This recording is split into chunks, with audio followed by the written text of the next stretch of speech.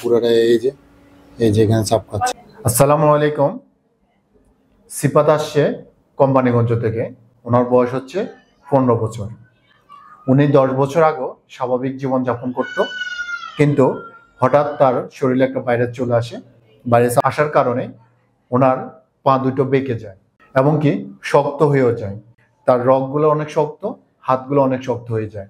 এই যে এতটুকু, এটা হচ্ছে এতটুকু আসতেছে। বর্তমানে ডাক্তারের চিকিৎসা চলতেছে এবং আমরা ওকে ডাক্তার অর্থ ফেন রিলিফ অয়েল দিয়ে আমরা ওনাকে ম্যাসেজ করে দিব।